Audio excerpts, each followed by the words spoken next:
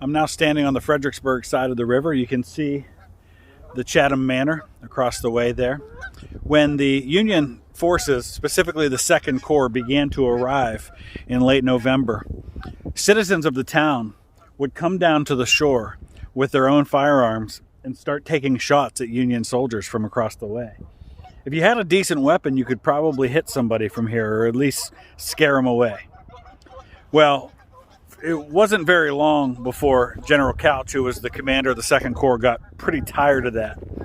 And so Union High Command sent Marcina Patrick, who was the Provost Marshal of the Union Army, across under a flag of truce.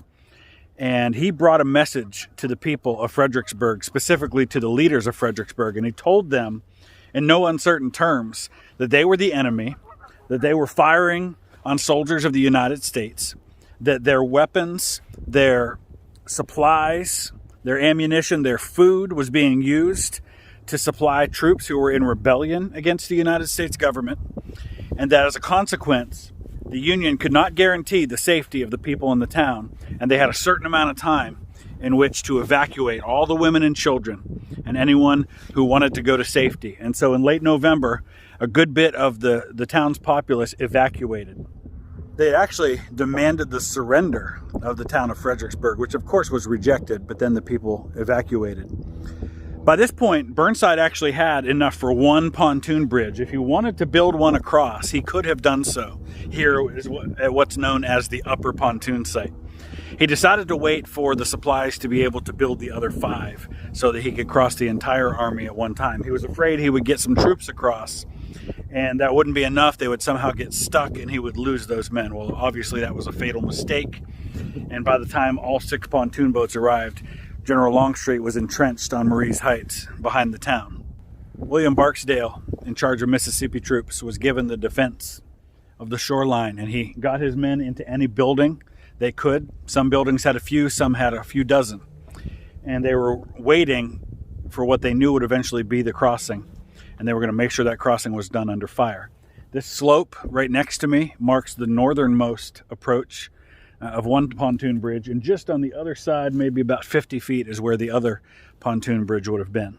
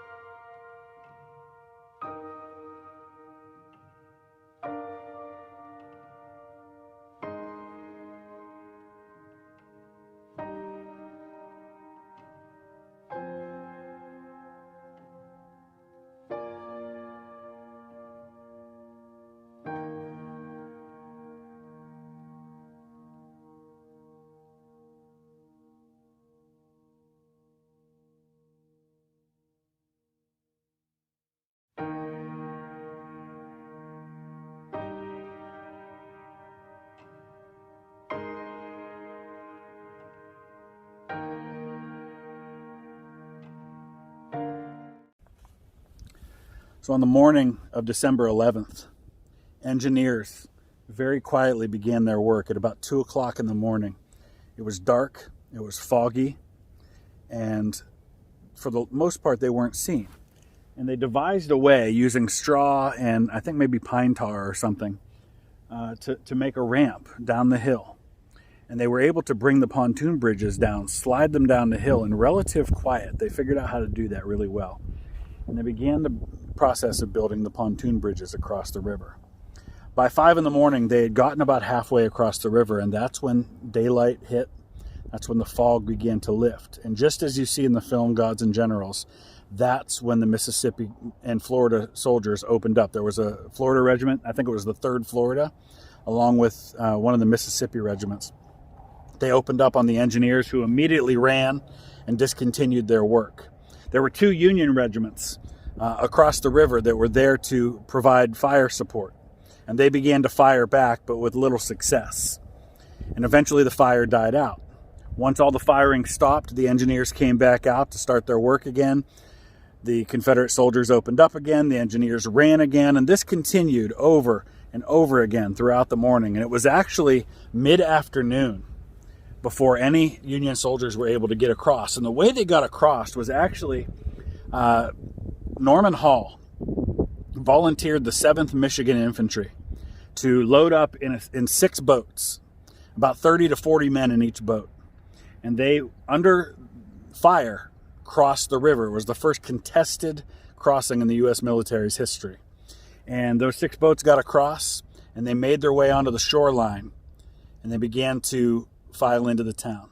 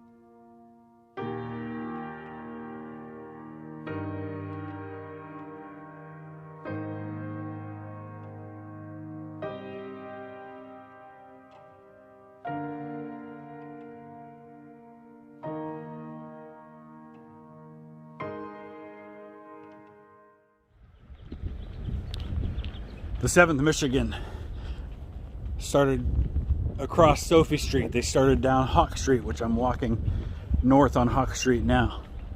They faced fierce fighting from the Mississippians in front of them. While the 7th Michigan was fighting house to house, behind them, the 19th Massachusetts got in boats of their own, and they came across the river to help. And between the two of them, the 7th Michigan and 19th Massachusetts, they began to move forward. The Michigan boys eventually found themselves hiding down this alleyway right here because the fire was so intense from the Mississippians. And this is where the 19th Massachusetts finally found them when they got across. And they encouraged them to go forward, but they just could not get them to move. And as they continued to push their way forward, they made it as far as this next intersection when there was a fierce counterattack by the Mississippi troops. The Mississippians began to try to push them back toward the river. But fighting continued. Urban combat for the first time in the Civil War.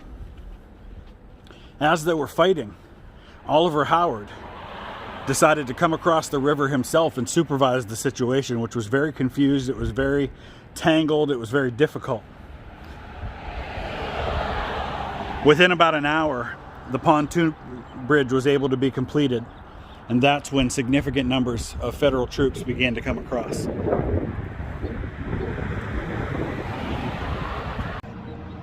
This is the corner of Hawk and Caroline Streets, just a couple of blocks from the river. The 20th Massachusetts Regiment was sometimes known as the Harvard Regiment because so many of their officers were graduates of Harvard. They had been promised that they would be the first Union troops across the river when the pontoon bridge was completed. Unfortunately, that honor was taken by the 7th Michigan and the 19th Massachusetts, who came across in boats, and so the commanding officer of the 20th Massachusetts did the same. He commandeered some boats and he brought his men across the river. And in the first 50 yards of fighting, the 20th Massachusetts, the Harvard Regiment, lost 97 men, about a third of their men. It was their greatest loss of the war, and it happened in just about half a block of street fighting. They were the ones who actually found the 7th Michigan huddling in the alleyway, and when the commanding officer of the 7th Michigan was told to bring his boys out, he warned the 20th Massachusetts not to go forward. He said, "You won't live past the next block." They were so scared because of how fierce the fire had been, how difficult the fighting had been. Some of the most fierce and ferocious and deadly fighting of the entire Civil War took place on this block, where now people have homes and shops, and many of them probably don't even realize how many men died on these few short steps.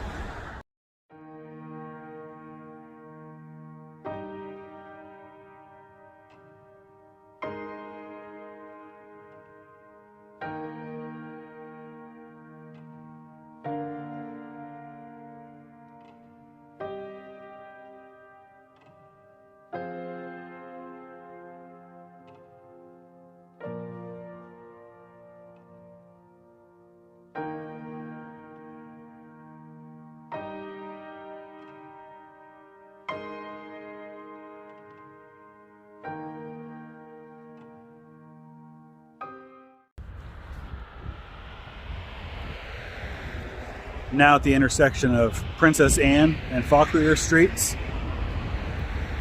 the fighting from house to house, from street to street, through the town of Fredericksburg went on into the evening. By that point, most of Barksdale's brigade had withdrawn. The 21st Mississippi was tasked with holding the rear guard, while the rest of the regiments fell back to Marye's Heights. In command of some of the men in that rear guard was a young man by the name of Lieutenant Lane Brandon, who had gone to Harvard. His best friend at Harvard was Henry Abbott, who was with the 20th Massachusetts. When he realized that the 20th Massachusetts was the unit he was facing and that Henry Abbott's men were directly in front of him, he got, well, one witness described the situation as this. They said he completely lost his mind, and he ordered his men to charge into his best friend's troops. His commanding officer, Colonel Humphreys, told him to hold, told him to fall back, but he absolutely refused to do so. He ignored the order and continued to push the Yankees another block down the hill before finally having to fall back, where he was arrested for insubordination and not obeying that direct order. And with the clash between best friends from Harvard, the fighting on December 11th came to a stop. By the early morning of December 12th, the Union troops held the city of Fredericksburg. And that's when it began to get ugly. The looting started, and it went on for many hours. Every home that could be was broken into. Union soldiers were dancing in the streets with women's clothing on, wearing bonnets. They brought pianos out into the street and were playing the music.